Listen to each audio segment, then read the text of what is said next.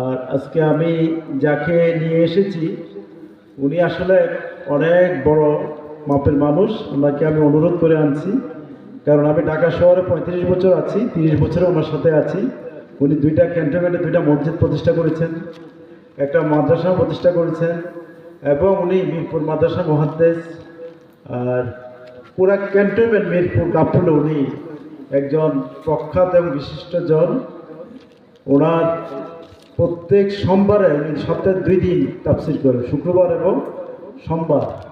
এটা শোনার জন্য শত শত লোক হাজির থাকে, মসজিদ ভর্তি হয়ে যায়।